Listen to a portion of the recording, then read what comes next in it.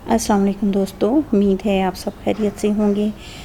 ये मेरा Boston fun का प्लांट है और आप देख रहे हैं कि इसके कुछ लीव्स जो हैं या आप फ्रॉन्ट्स कह लें, उनको मैंने रिमूव किया है।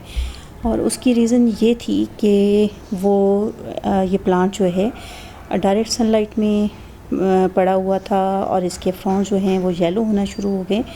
उनको मैंने रिमूव किया। तो मैंने सोचा कि आपसे भी मैं शेयर करूं कि आप अपने इस खूबसूरत प्लांट की केयर किस तरह कर सकते हैं। बोस्टन फर्न जो है, इसके लिए ऐसी सॉइल आप यूज़ करेंगे जिसमें पानी ठहरे ना और इसकी रूट्स को अच्छे से फैलने का मौका मिल सके, जिसमें नमी कायम रह सके। तो इसके लिए बेस्ट सॉइल जो है वो ये कि आप गार्डन सॉइल में सैंड मिक्स करें और उसमें कोकोपीट ऐड करें और उससे इसका पॉटिंग सॉइल बनाएं और इसको उसमें ग्रो करें। सैंड जो है उसकी वजह से जो सॉइल है वो वेल ड्रेन्ड रहेगी। कोकोपीट जो है उसमें नमी मौजूद रहेगी, जो इस प्लांट को बहुत पसंद है। आप अगर इसमें गार्डन सॉइल ही यूज़ करते हैं तो उस सूरत में आप ये करेंगे कि इसमें आप कम से कम 10 दिन के बाद या 15 दिन के बाद एक दफ़ा गोडी ज़रूर करें। उससे ये होगा कि मिट्टी नरम रहेगी और मिट्टी नरम रहने की सूरत में आपको आपका जो प्लांट है इसकी रूट्स जो है उनको अच्छे से ग्रो करने का मौका मिलेगा। रूट्स की ग्रोथ अच्छे से होगी तो आपका प्लांट भी हेल्दी और फ्रेश रहेगा। आप इसकी जब रिपोर्टिंग करें तो इस पॉट से 1 नंबर बड़ा पॉट लें। बहुत बड़ा पॉट लेने की सूरत में भी कुछ ख़ास नुकसान नहीं है। सिर्फ ये होता है कि रूट्स जो हैं वो तेज़ी से बढ़ती हैं और रूट्स जब तेज़ी से बढ़ रही होती हैं तो प्लांट की ग्रोथ उतनी नहीं होती। आपको प्लांट की ग्रोथ जो है वो कुछ टाइम के बाद देखने को मिलती है।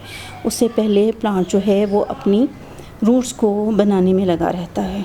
लिहाजा अगर आप अपने प्लांट की अच्छी ग्रोथ देखना चाहते हैं और जल्द ग्रोथ देखना चाहते हैं तो उसके लिए बहुत बड़ा पॉट इस्तेमाल ना करें। इस प्लांट को नमी जो है वो बहुत पसंद है। इसको रेगुलर वाटरिंग की ज़रूरत है और इसको बाकायदगी से मिस्टिक भी ज़रूर करें, क्योंकि उससे ना सिर्फ ये कि इसके लीव्स जो हैं वो साफ़ सुथरे रहेंगे बल्कि इसकी अच्छी ग्रोथ के लिए भी ये चीज़ ज़रूरी है। आप इसे आउटडोर और इंडोर दोनों जगहों पे ग्रो कर सकते हैं। आउटडोर आप इसे ऐसी जगह पे ग्रो करें जहाँ पे इसको कम से कम 2 घंटे की इनडायरेक्ट सनलाइट मिले, तो इसकी ग्रोथ बहुत ज़बरदस्त होगी। लेकिन अगर आप ऐसी जगह पे रखते हैं जहाँ पे इसको इतनी इनडायरेक्ट सनलाइट नहीं मिलती, या आपने इसे शेड में रखा है जहाँ पे इसे सिर्फ ब्राइट रोशनी मिल रही है, तो ये उस सूरत में भी ग्रो होगा। इसकी ग्रोथ ठीक रहेगी, लेकिन इसके खूबसूरत रंग जो हैं उसके लिए आपको इसकी प्रॉपर जो है रिक्वायरमेंट्स जो हैं वो ज़रूर पूरी करनी होंगी। और वो ये हैं कि आप इसे 2 घंटे सनलाइट देंगे। इनडायरेक्ट सनलाइट, डायरेक्ट सनलाइट में जैसा कि आपने मेरे ये लीव्स देखे ये ख़राब हो गए हैं, डायरेक्ट सनलाइट इसको नुकसान पहुँचाएगी।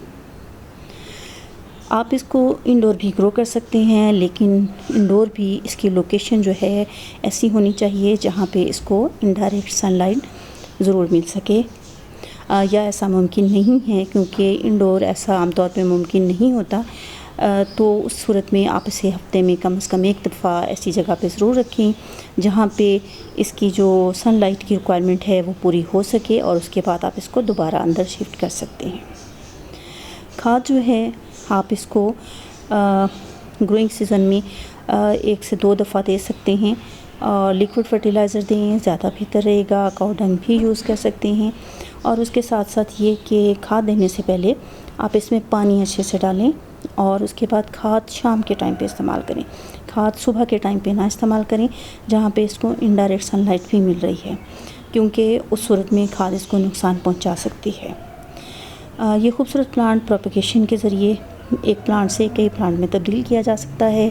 इसकी प्रोपेगेशन जो है आप डिवीज़न के ज़रिए बआसानी कर सकती हैं और इसके अंदर जो बेबी प्लांट्स निकलते हैं उनके ज़रिए भी इसकी प्रोपेगेशन हो सकती है।